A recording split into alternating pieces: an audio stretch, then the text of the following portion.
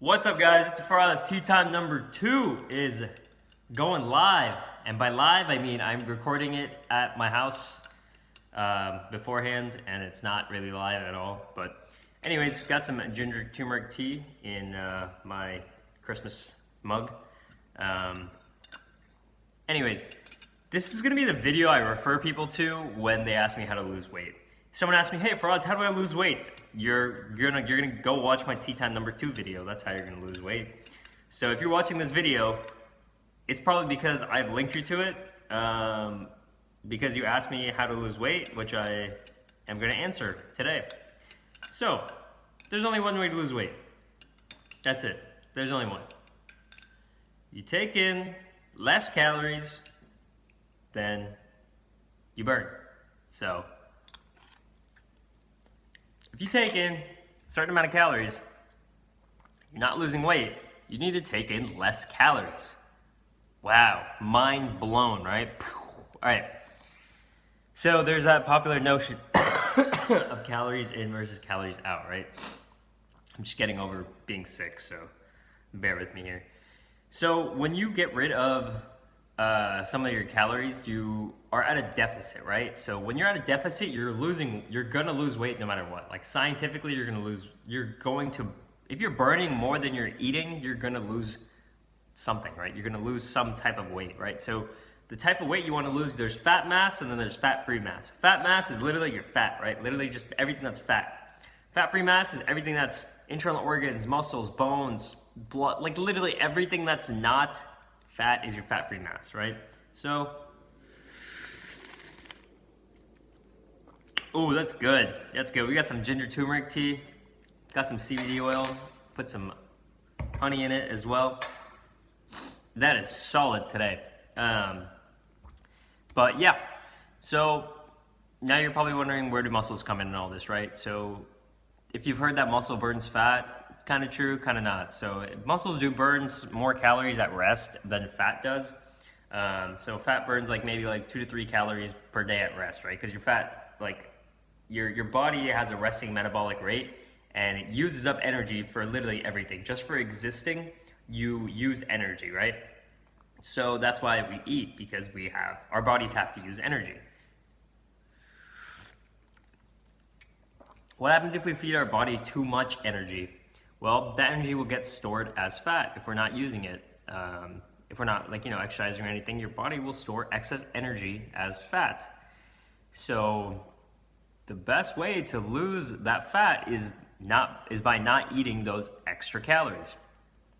So let's say that everyone has this thing. So everyone has a resting metabolic rate, right? It's called RMR. It's like what I was saying earlier, how much energy your body uses just to exist, right? It's a certain amount. For everybody, it's different for everybody. It could be 1,000 calories for somebody. It can be 1,500 calories for somebody. It can be 2,000 calories for somebody, depending on their activity level, how sedentary they are, et cetera, right? So let's say you're an average person and you need 2,100 calories just to maintain your current physique, right? So if you're maintaining at 2,100 and you eat 100 calories less every day for a year, you're taking in less calories than you're burning, right? Than you're expending, right? So it's called TDEE, total daily energy expenditure, right? But we're just gonna call it calories because it's easier. So the more calories you burn, the less calories you eat and the more calories you burn, you'll be at more of a deficit, right? So say you're at 2,100, right? There's 2 ways to lose weight when you're eating 2,100 calories a day. One is creating a deficit with diet, which is, say you skip out on that last chocolate chip cookie, right? So now you're 100 calories under your total daily energy expenditure, right? Or your total daily caloric intake, right? So if you're eating 2,100 every day for a year, right? And then say every day for a year you eat 1 less chocolate chip cookie, right? Which is 100 calories, give or take. You'll be at a deficit of 100 calories, right?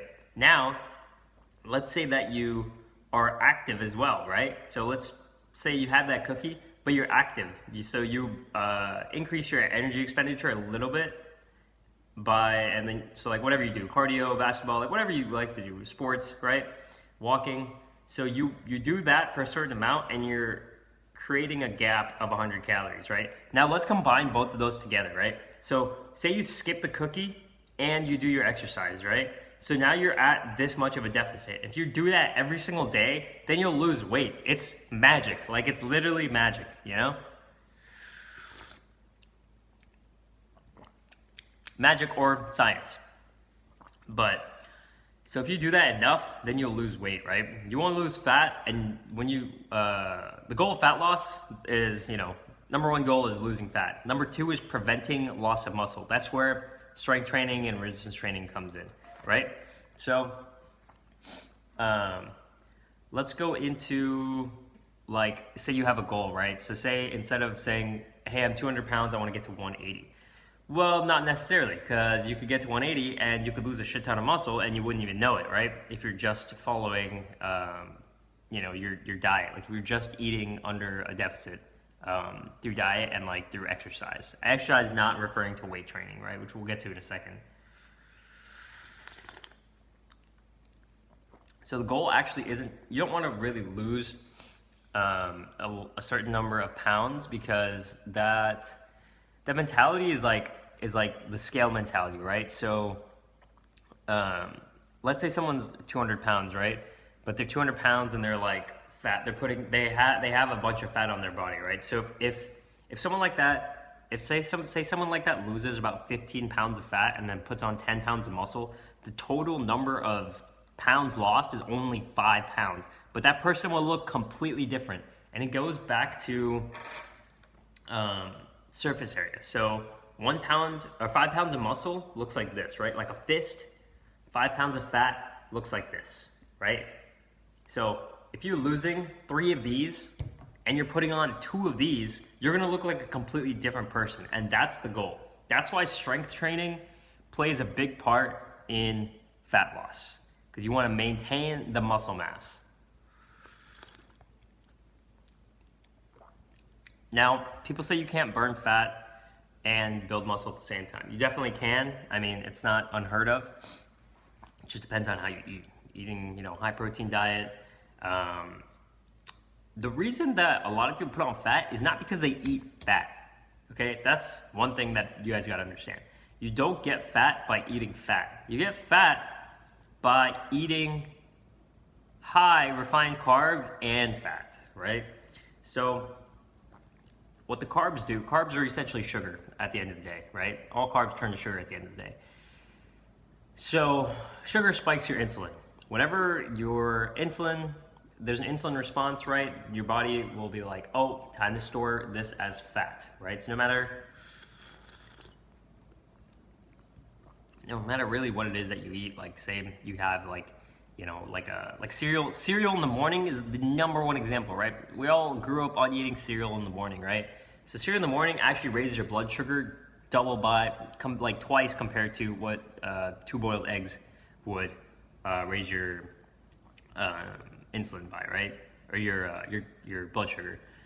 So the thing is, you want to keep your blood sugar low most of the time, right? A lot of people, they get their they eat a bunch of refined stuff and their blood sugar spikes and they start storing whatever they eat as fat. So we want to break that cycle by eating more protein and more fat, right? That's why I eat a lot of like meat and eggs, right? Because nothing really will get stored as fat. Even though I'm eating a bunch of fat in the egg yolk and in the meat, it won't really get stored as fat because there's not really an insulin spike saying, oh, time to store this as fat, you know?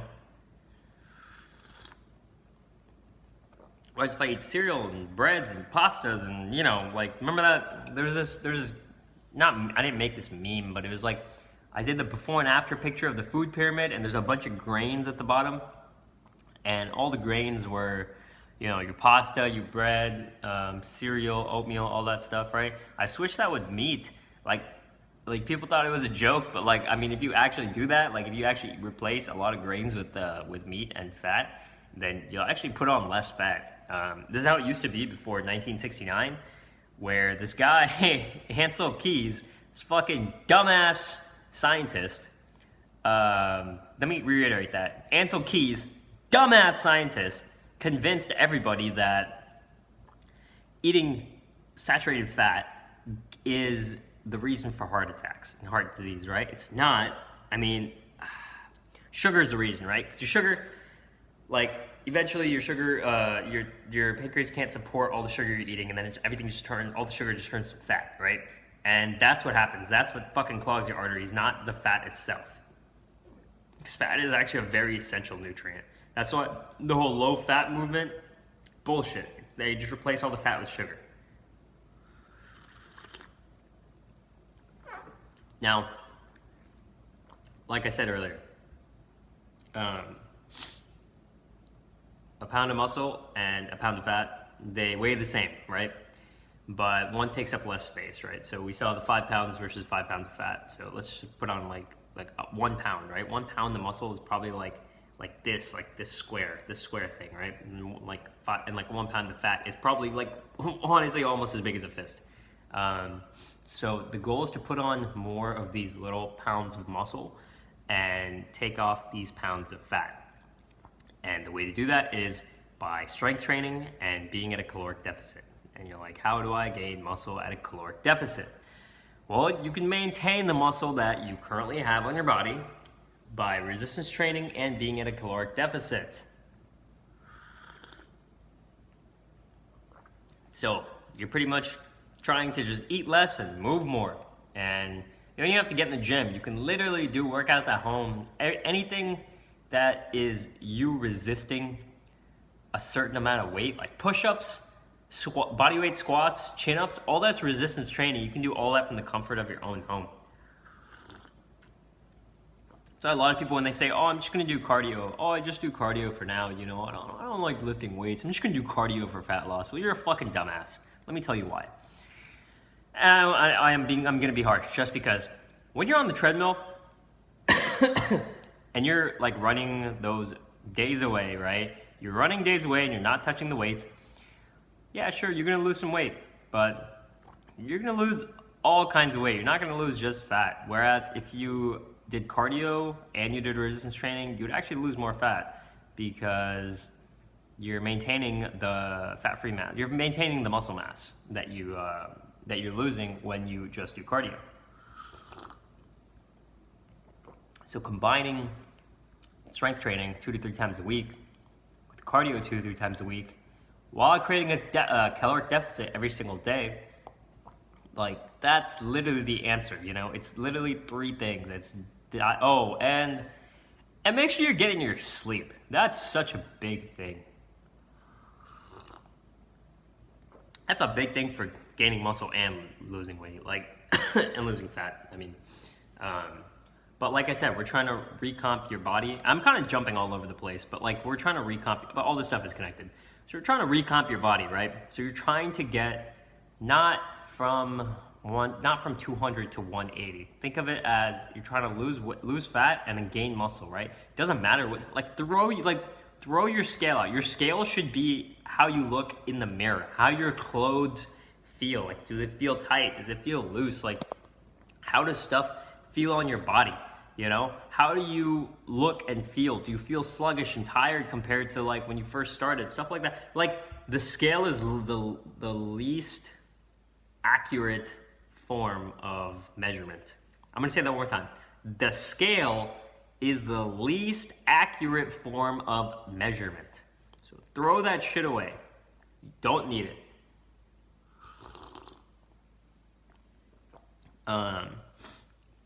But yeah, I still have a shit ton of tea left, so I'm gonna keep talking. The other thing is that it's pretty easy to fall off of all this like diet and exercise talk, right? That's why you know all these fitness like gurus and myself, like we all say, you can't really diet and exercise it out. You have to make it a lifestyle. So like, if I miss the gym or like if I miss working out for a day, it fucks my schedule up. Like, you just be in such a schedule, have such a lifestyle where like if you miss something one day, it just fucks up your routine, right? Like I got sick last week and it just fucked up my routine because I missed the gym for like 9 days. And today it's cold as balls outside. I'm not even gonna go work out at the gym today. I'm gonna go work out upstairs at my house, at my home gym. And then the kitchen is right downstairs, so I can drink my post-workout right after. So, but yeah, creating a lifestyle is probably the biggest thing. And that's probably what the rest of this video is gonna be about. So it's all about those little wins, right? So it's like associating habits with each other. So when you eat, when you go out, think about like, taking half your food to go. This is shit that everybody's heard, it's not new knowledge, or, it's like, it's because it's easier to not eat the shitty food than it is to eat the shitty food and burn it off. Like, that's just facts, like 100% facts. You know how many miles you have to run to burn off like a donut? It's like 2 or 3 miles, because 1 mile literally burns like 90 calories or something. That ain't shit, dude.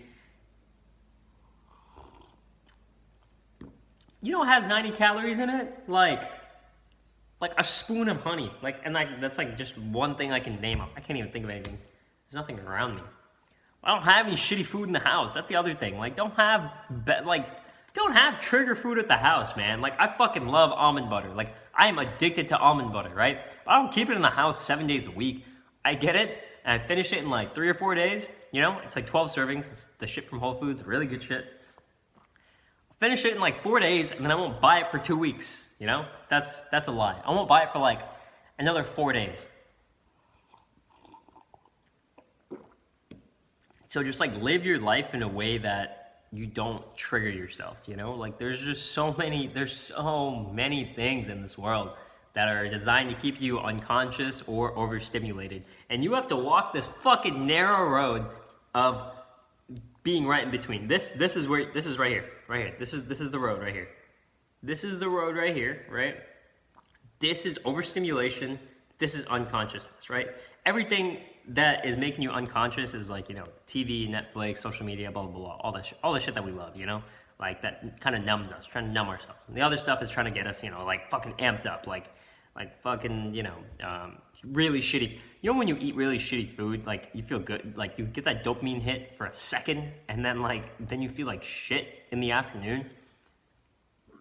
That's just because you're, oh shit. It's because you're overstimulated. Like this tea is overstimulating me. I'm just kidding. There's no caffeine in here. Which is actually great. Not a fan of caffeine. I have really low caffeine tolerance, even after working in a tea shop for a couple years. Shout out to Min for all those free drinks. I remember the first night I worked at Bobaland, I drank a black tea, I drank a Red Galaxy. Has black tea in it. I was up to like 6 in the morning. And after that, I was like, I'm not drinking caffeine again. But anyways, this video has just gone on a bunch of tangents ever since I stopped talking about weight loss. So let's go back to talking about a lifestyle. And it's literally just like every day for like the past 3 months, I think I've eaten boiled eggs in the morning. That's just like my thing, Like every day for dinner, I eat fish, right? Every day for lunch, I'll have steak or beef or something, some type of red meat. And it's just like kind of a habit that you build up within yourself. Like the habits that you make, like whatever habits you have make or break you. Like you could have a habit of eating late at night, right? That could break you. Or you can have a habit of having your last meal around sunset. That could make you. There's all these little choices that you just gotta make, and I can't make those choices for you. If you come in to like be one of my clients, you'll see me for maybe 2 to 3 hours a week, and there's 186 hours in the week or something, right? And that's 183 hours you have to be responsible on your own. Like, there's nothing that I can do that will like change your life. Like, it all starts with how you start like every single day and how you finish every single day. And that's it. You just take everything one day at a time. You don't sure, yeah, it's good to have short-term goals and long-term goals, but take every single day as it comes,